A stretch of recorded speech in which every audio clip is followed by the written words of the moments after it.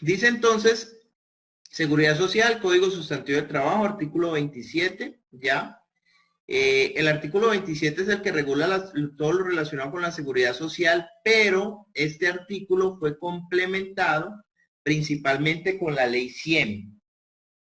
La ley 100 de 1993, ley 100 que, bueno, ahí hay una polémica porque hay gente que dice que la ley 100 la sacó Uribe.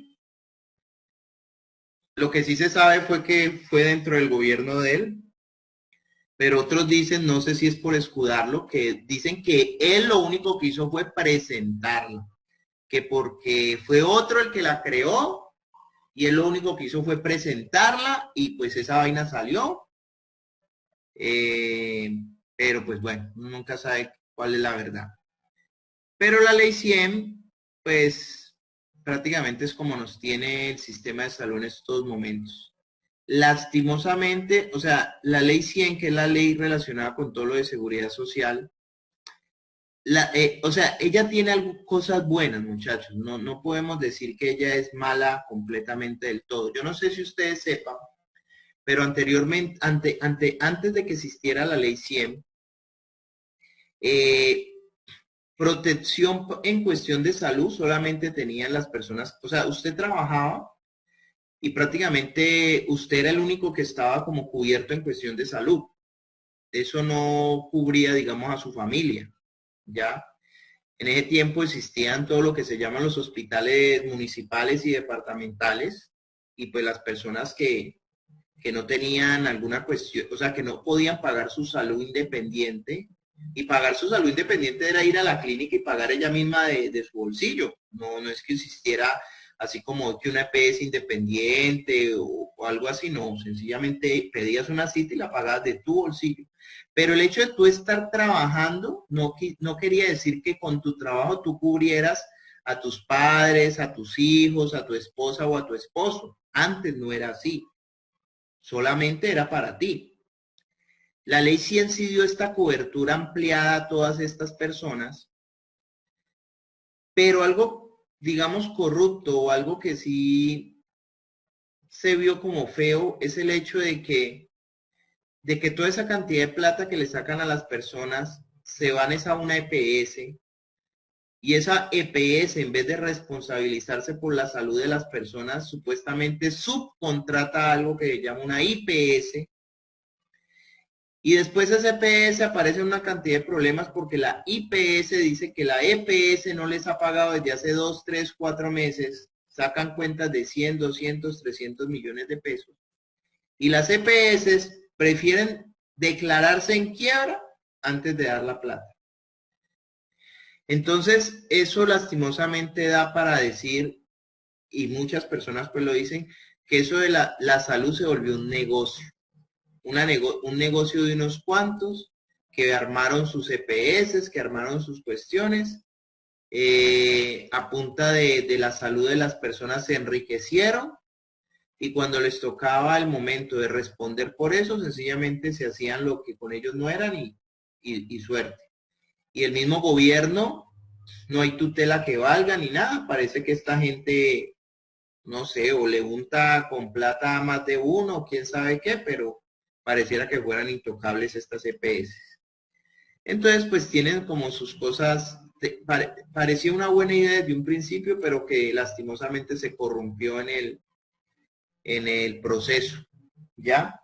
Pero bueno, sigamos. Dice que uno de los beneficios más importantes que tiene todo trabajador es el de la seguridad social.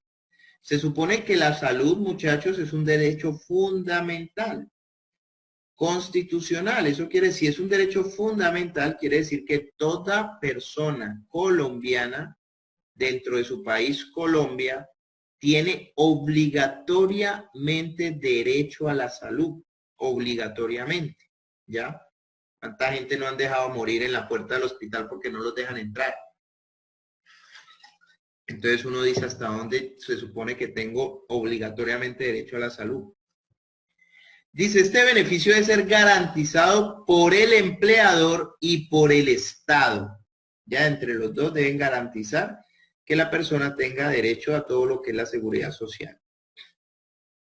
La ley 100 de 1993, la que estamos hablando ahora, dice que el sistema de seguridad social integral es el conjunto de las instituciones, normas y procedimientos de que dispone la persona y la comunidad para gozar de una calidad de vida, mediante el cumplimiento progresivo de los planes y programas del Estado y la sociedad desarrollen para proporcionar la cobertura integral de las contingencias, especialmente las que menoscaban la salud y la capacidad económica de los habitantes del territorio nacional, con el fin de lograr el bienestar individual y la integración de la comunidad.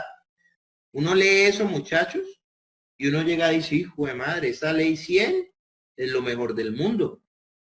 Si de verdad la ley 100 proporcionara todo lo que dice en ese párrafo, no, mejor dicho, estaríamos en el cielo.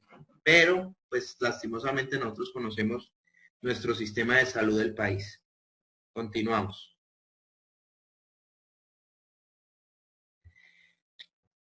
Sistema de seguridad integral. ¿Qué es el sistema de seguridad integral? Dice, el sistema de seguridad integral está conformado por 3 regímenes, que son salud, pensión y riesgos laborales.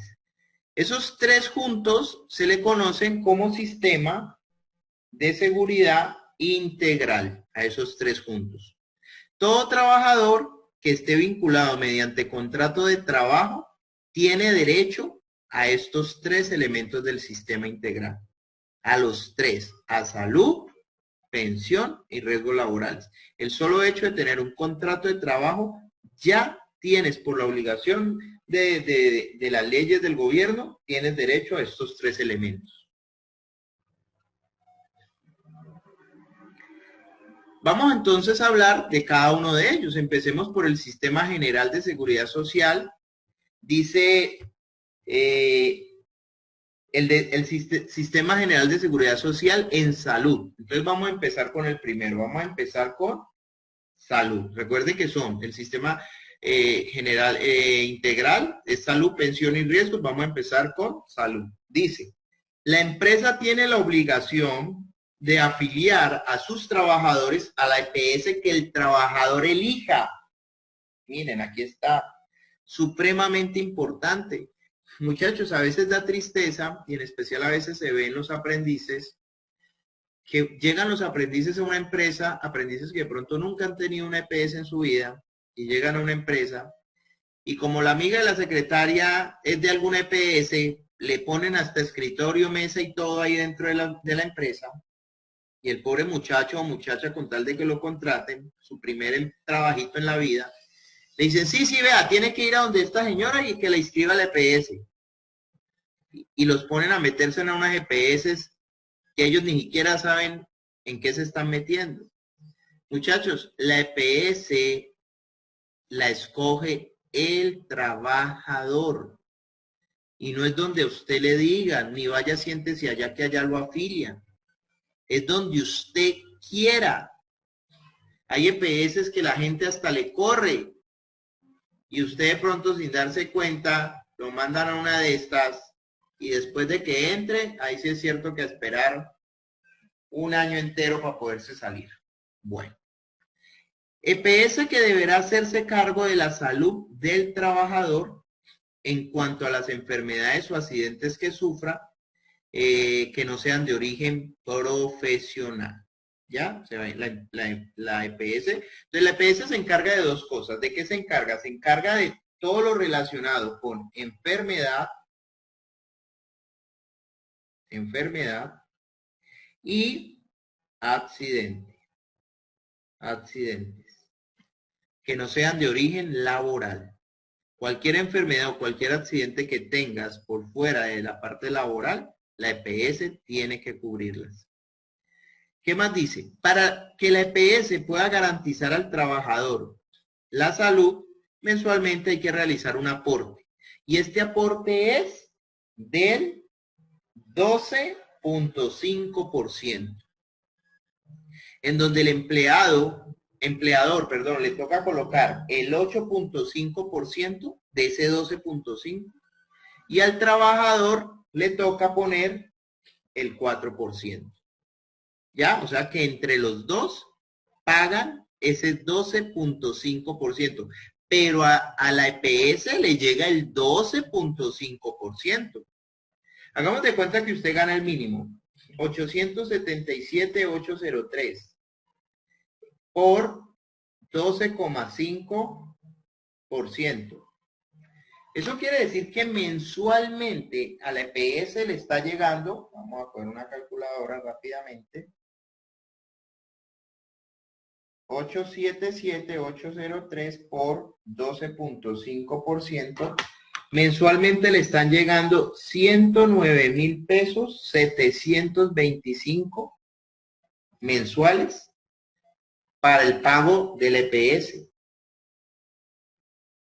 Muchas personas a veces dicen, si a mí me cogieran esos 109 y me los dieran a mí directamente y yo pudiera con ello ir a pagarme una EPS, una prepagada o algo yo mismo, saldría hasta mejor y me atenderían mejor. Pero imagínense, con el salario mínimo pagas 109.000 pesos todos los meses. Muchas veces paso un año entero sin utilizar la EPS y el día que la utilices te dan 2 acetaminofén y para la casa. Tremendo eso, muchachos. Todo ese mundo de plata que uno a veces dice casi perdida. Claro que hay ventajas, ¿no? Tampoco hay que criticar del todo, muchachos. Hay a veces, por ejemplo, operaciones, que una operación tranquilamente te puede estar costando 20, 30 millones de pesos. Y si tú las necesitas y haces todos los trámites necesarios y bueno, sí, se demora y etcétera, etcétera, pero la EPS en muchas ocasiones por lo general te la hace. Y pues imagínate tú de un momento a otro sacar 30 millones de pesos del bolsillo para esa operación, pues queda a veces imposible, ¿no? Continuamos. La EPS deberá garantizar el tratamiento y los medicamentos que requiere el trabajador para la atención de sus dolencias. Lo mismo que deberá pagar incapacidades que sufra el empleado. Entonces, ahorita estamos hablando que la EPS se encarga de todas las enfermedades del trabajador y de todos los accidentes, ¿cierto? Entonces también hay que sumarle a la lista que la EPS se debe encargar de los tratamientos, de los medicamentos y debe pagar también las incapacidades. Debe también pagar las incapacidades. Esos 3 elementos. Salario base para el pago del aporte a salud. Yo ya les dije a ustedes que el aporte a salud es el 12.5%, del cual al empleado, que es como el que más nos interesa, empleado, paga o le corresponde el 4%. A la empresa le corresponde el 8.5% restante. Pero ese 4%, ¿sobre qué se saca? ¿A qué le aplico ese 4% para saber cuánto me corresponde dar a mí? Entonces, para eso necesito la base, el salario base, para liquidar salud. Para saber cuál es la base con la cual voy a liquidar salud. ¿Y qué dice? Para efectos de liquidación de los aportes a salud, se toma como base todos los conceptos que hagan parte del salario. Todos los conceptos que hagan parte del salario, según el artículo 127 del Código Sustantivo del Trabajo. Y el artículo 127, muchachos, fue el que nosotros leímos cuando estábamos analizando el tema de qué es salario y qué no es salario. Ese es el artículo 127. Y decíamos que salario es toda aquella remuneración que recibe el empleado por los servicios prestados. ¿Sí? Y también decíamos que salario es todo aquel dinero que reciba la persona a la cual pueda gastársela en lo que él desee. Eso es salario. Y todos los elementos que constituyan salario hacen parte para la cuenta, para la base en donde se le va a aplicar ese 4%. Entonces, voy a colocar qué elementos forman la base. Voy a hacer como la listica. La listica sería entonces de elementos que forman la base, sería su salario básico,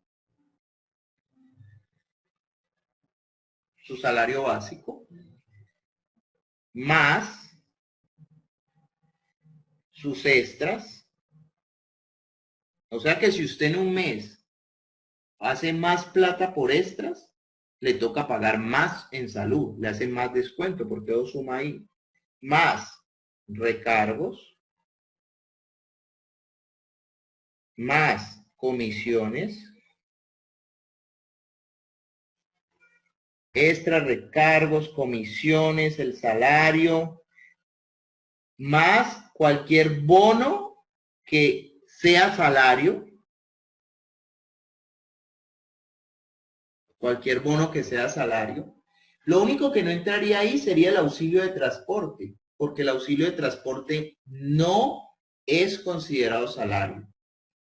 Observen que cambia el concepto. ¿Se acuerdan que cuando nosotros sacábamos cesantías, prima e intereses de cesantías, sí le metíamos a eso el auxilio de transporte? Hacíamos toda esta suma, esta mismita suma la hacíamos, pero le ingresábamos también el auxilio de transporte. En cambio, para el pago de la salud, muy claro lo dice, solo lo que constituya salario y el auxilio de transporte no constituye salario. Entonces, por ende, este no entra en la suma para la base que constituye salario. ¿Listo? Dice, el salario base para los aportes a salud no puede ser inferior, al salario mínimo. Yo les hablaba a ustedes cuando estamos hablando de la jornada de trabajo, que incluso si usted tiene una persona trabajándole a usted, si esa persona por su trabajo no alcanza a cubrir el salario mínimo, entre el empleador y la persona, entre los dos, tienen que aportar a salud lo que haga falta para cubrir el salario mínimo. O sea, lo que haga falta para cubrir estos 109,000 pesos, 725 que hacen falta. O sea, esa platica le tiene que llegar completa a la salud, independientemente que usted no alcance a hacer el salario mínimo. Entonces, el aporte a salud como mínimo tiene que sacarse con base al salario mínimo. Lo que implica que en aquellos contratos de medio tiempo en donde se devenga menos del salario mínimo, el aporte que debe realizar sobre el aporte se debe realizar sobre el salario mínimo, debiendo tanto el trabajador como el empresario completar el valor faltante en las mismas proporciones. Sí, lo que yo les explicaba la otra vez. Incluso usted puede trabajar medio tiempo, le pagan medio mínimo, pero a usted le toca completar la parte que a usted le corresponde. ¿Listo?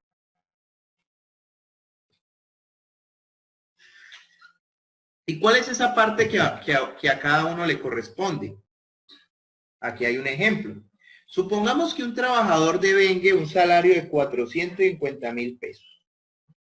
Gana 450,000 pesos porque trabaja medio tiempo. Miren que el salario mínimo está en 877,803, ¿sí? Pero entonces, el empleador le dice, venga, trabájeme medio tiempo. Incluso medio tiempo sería medio salario mínimo y medio salario mínimo serían, según esa cuenta, como 430 y algo. Pero el empleador le va a pagar 450, o sea, incluso le va a pagar más por medio tiempo de trabajo. Y listo, él trabaja por 450.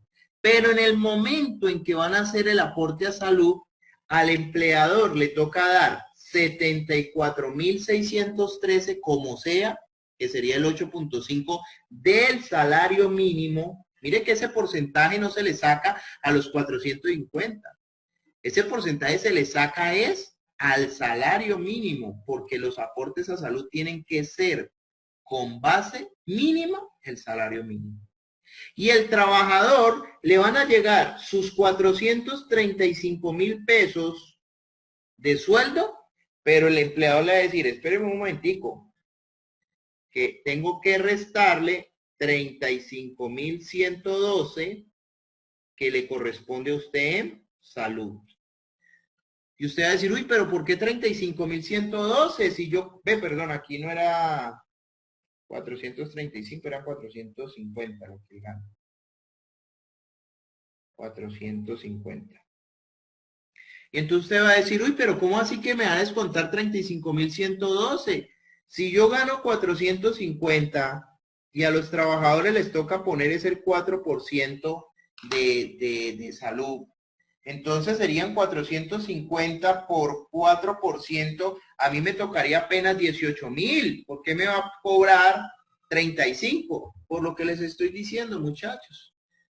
Porque las consignaciones en salud se tienen que hacer con el salario mínimo. Así la persona gane menos, le toca completar lo que le haga falta para mandarlo a la salud. Al empleado, perdón, le toca 35.112 y no importa lo que se gane.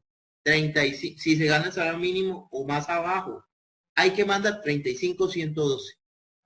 Y eso es lo que le van a descontar. ¿Ya? Obviamente, si tú ganas más del salario mínimo, pues le sacan el porcentaje a ese valor y pues te van a descontar más.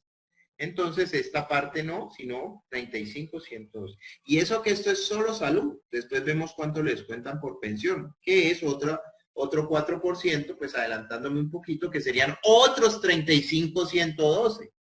O sea que realmente aquí adelantándome un poquitico, diciendo, a ver, mal agüero. Si a usted lo contratan para hacer medio tiempo un trabajo, o sea que le pagan 4.50, le descuentan 35.112 por salud, menos 35.112 por pensión. Eso quiere decir que realmente usted esté yendo a trabajar todos los días por 450 menos 35.112 menos 35.112 por 379.776. Dividido en 2 para saber cuánto le pagan cada quincena. O sea que usted cada quincena recibe 189.888. Y coge 100.000 pesos todos los días transportándose, yendo y viniendo al trabajo. Quiere decir que usted está trabajando por 89.888 pesos. Y si usted almuerza por allá en el trabajo, quiere decir que usted está trabajando gratis. ¿Ya? Esas son las cuentas, muchachos. Discúlpenme lo dramático. Continuamos. Bueno, aquí hay dos decretos, muchachos. Está el decreto 2353 del 2015. A ver qué dicen por acá. Sí, el decreto 2353 del 2015, ese salió, y 780 del 2016, principalmente el 780 del 2016, es un decreto único reglamentario, se llama decreto único reglamentario, para el sector salud y protección social. Bueno, pues una ley colombiana para regular todo lo que es salud y protección social. Y yo quiero hablarle de unos temas que aparecen allí, a veces pueden ser un poquito polémicos, ¿ya? Pero muchachos, eso es lo que dice el decreto. Yo les voy a decir, es exactamente lo que dice el decreto, que se supone que es como deberían ser las cosas. Pero lastimosamente otra es la realidad que pasa en la vida real. Entonces, pues vuelvo y les digo, yo les digo el decreto, ustedes los que quieran comentar en sus micrófonos si eso es cierto o no es cierto, pues lo hablamos un ratico, pero eso es lo que se supone que por ley debería ser. Vamos a ver algunos puntos solamente del decreto, solo unos cuantos. El decreto completo, hay un resumen que es lo más de didáctico, lo más de chévere de leer. Se los voy a subir al Classroom para que lo revise. ¿Listo? Bueno, pero entonces miremos algunos puntos de este decreto. Libre escogencia de la EPS y de la IPS. Este decreto dice y reafirma que cada persona tiene todo el derecho de escoger la EPS donde quiera ser atendido. Y se supone que también toda persona tiene derecho a escoger la IPS donde quiere ser atendido. Muchachos, muchas veces estas empresas prestadoras de salud le cambian la IPS a usted. ¿Por qué? Porque les dio la gana. Le cambiaron la IPS, la cual era la que usted lo atendía. Yo una vez incluso me pasó a mí, yo una vez incluso estaba en la IPS de con Juan Diel Prado y pues estaba allí porque mi mamá vive cerca y entonces pues para que la atendieran a ella allá. Cuando de un momento a otro necesité, no me acuerdo, algo, una autorización, me dijeron, no, es que tiene que ir a su IPS. Y yo dije, bueno, voy para con Juan Diel Prado. No, es que su IPS se la cambiaron y eso ya queda como por allá por Los Chorros. Lejos, como un hijo de madre. Y entonces yo les digo, no, ¿cómo así? Eso allá no me sirve, necesito cambiarme de IPS. Primero me pusieron todas las trabas del mundo. Y al último me salieron con el cuento de que si quería cambiarme, tenía que ir hasta allá y solicitar cambio. Ir hasta allá o ir hasta la oficina. Bueno, mejor dicho, me pusieron a voltear. Entonces, como que a veces quieren obligarlo a uno a estar en la IPS que ellos quieran. Pero se supone que uno es el que escoge la EPS y la IPS, ¿sí? Segundo, ¿cómo se efectúa la afiliación al sistema de seguridad de salud, al sistema de gestión de seguridad y salud del trabajo? Sistema general de seguridad y salud del trabajo. Permíteme, yo miro aquí, se llama, sí, Sistema General de Seguridad Social en Salud, así es que se llama. Sistema General de Seguridad Social en Salud. ¿Cómo se efectúa la afiliación? Se efectúa diligenciando una suscripción y radicación en la EPS, un formulario único de afiliación y registro de novedad al Sistema General de Seguridad Social en Salud, hoy adoptado por la Resolución 914 del 2016, Ministerio de Salud y Protección Social. Aquí hay un tema importante, y el tema importante que cambió este decreto es esta parte de acá. Formato único de afiliación y registro de novedades. Formato único de afiliación.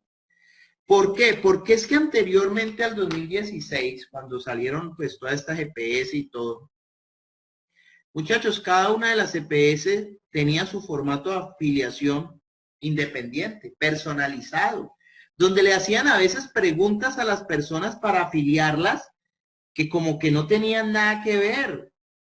Preguntas que a veces incluso se entrometían incluso en la vida privada de cada persona. Muchas veces negaban el acceso a las EPS por algunas respuestas que la persona haya dado, de pronto cuadros de enfermedades anteriores, padres o familia que de pronto hayan tenido alguna enfermedad o algo, y entonces te negaban incluso el derecho a entrar a esa EPS. Porque cada una de ellas organizaba su formato de afiliación a las necesidades de cada una y se dan el lujo de decirle a más de una persona, no, no es aceptado. Entonces, después de este decreto le dijeron, no, señores EPS, va a haber algo que se llama un formato único de afiliación al registro de EPS. Y háganme el favor, ese formato no me lo vayan a cambiar. Yo les voy a mostrar, permítame, les muestro algunos formatos de esos. Bueno, miren por ejemplo este formato, muchachos.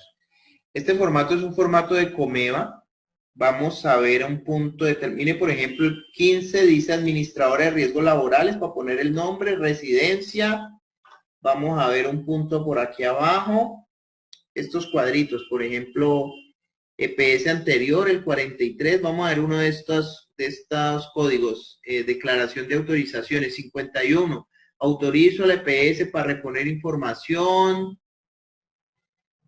Entonces miren este formato, ¿ya? Este formato es de Comeva, pero si nos vamos, por ejemplo, a ver el de Sanitas, como pueden ver, el 18 dice residencia, el de 53 autorizo para que la EPS envíe información. Como pueden ver, es exactamente el mismo. El de SOS, miren, muy similar. Autorizo a la EPS para reponer información, el cuadrito 51. Y este es el de Sura. De pronto le cambian un poquito el diseño y todo, pero mire, 18, residencia. La novedad 51. Autorizo la EPS para reponer información. ¿Sí ven? Y eso es lo que yo les digo que pues fue como una pequeña ventaja el hecho de que unificaran ese formato, por lo que les estaba diciendo.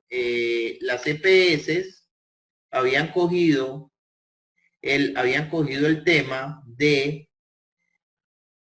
que armaban sus formularios a su amaño, a su modo, y asimismo le negaban la seguridad a muchas personas, la afiliación a la salud a muchas personas.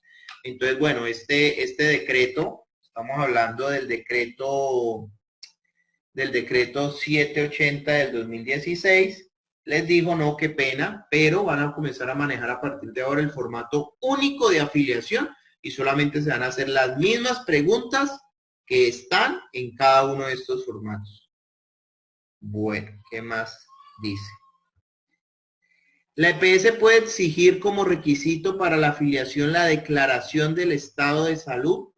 Es una pregunta. Y mire lo que dice. Que en ningún caso la EPS podrá exigir una declaración del estado de salud como requisito para afiliarse o para trasladarse a la EPS. En algunas EPS anteriormente hasta te pedían una declaración juramentada donde dijeras el estado de salud tuyo. Eso es prohibido. Eso es prohibido y eso está aquí en ese decreto, en este decreto que les estoy diciendo. A ti no te pueden pedir nada de eso, ¿ya? Dice, ¿cuándo inicia la cobertura de salud para los afiliados? El afiliado y los integrantes del núcleo familiar, todos, tendrán derecho a la cobertura plena. Dice, es más, mire que es tan increíble que este mismo decreto, mire lo que dice acá, lo voy a poner de otro color, voy a poner de color morado. Anteriormente se cubría solo las urgencias el primer mes. El mismo decreto ahí te dice, ojo, antes se cubrían solo las emergencias, pero ya no. A partir de ahora, desde el primer día, tanto el afiliado como su núcleo familiar tienen cobertura plena en el sistema de salud, en los servicios de salud. Continuamos. Núcleo familiar del cotizante y beneficiarios o beneficiarios, mejor dicho. ¿Cuál es ese núcleo familiar? ¿Cuáles son las personas que tú puedes cubrir con tu EPS? ¿Cuáles son? Vamos a revisarlas. ¿Cuáles puedes cubrir? Dice, puedes cubrir a tu cónyuge, ¿sí? A tu esposa. Entraría cubierta. Con lo que tú pagas, cubres a tu esposa. Puedes cubrir a tu compañero o compañera permanente siempre que lleven conviviendo como mínimo 2 años. También puedes afiliar como cotizante a los hijos menores de 18 años que dependan económicamente del afiliado, niños menores de 18 años. Los hijos de cualquier edad que presenten incapacidad permanente y que además dependan económicamente del afiliado, o sea que ahí sí ya no importa la edad, pueden ser mayores de 18, Pero si tienen algún tipo de incapacidad y aparte de eso, pues depende económicamente de ti, puedes vincularlo como afiliado, como beneficiario de tu EPS. Los menores de 25 años que dependan económicamente del afiliado, sin necesidad de acreditar la calidad de estudiantes anteriormente, se podían meter como beneficiarios los hijos menores de 25 años, pero que estuvieran estudiando y se tenía que llevar un certificado de estudio. Ya ahora, después de que la persona de menor de 25 dependa económicamente de usted, así no sea estudiante, no necesita acreditar esa calidad de estudiante, deben de seguir teniéndolo allí como beneficiario. Y por último, familiares hasta el tercer grado de consanguinidad, si dependieran económicamente del cotizante. Ahorita revisamos cuáles son. Hasta tercer grado de consanguinidad, ahorita miramos. Dice, a los nietos, mientras la madre o el padre tenga la condición de beneficiario, ¿sí? Se podrían vincular también. Si tú tienes, si tú, por ejemplo, tienes, o sea, tu mamá te tiene a ti y tú tienes un hijo y la que está cotizando es tu mamá y tu mamá te tiene a ti como beneficiario, también podría extender esa condición de beneficiario a su nieto. Pero si tú, si la madre o el padre son también beneficiarios de esta persona. Los sobrinos y hermanos menores de 25 años de edad o de cualquier edad, si tienen incapacidad permanente y dependen económicamente del cotizante, si los padres han fallecido o han perdido la patria potestad o están ausentes. Entonces usted puede incluso vincular a sobrinos o hermanos si la patria potestad de los padres no está y si tienen incapacidad, ¿no? Es importante esta parte, ¿no? Y menores de 18 años entregados en custodia legal por autoridades competentes. Eso quiere decir pueden ser adoptados o pueden ser entregados en custodia legal, ¿ya? También pueden ser beneficiarios tuyos. Y por último, dice aquí en rojo, para la afiliación de los beneficiarios se debe presentar documento que acredite la calidad de beneficiario. Sí, o sea, cada uno de estos, si usted está metiendo alguien por incapacidad, pues tienes que llevar los documentos que certifiquen esa incapacidad.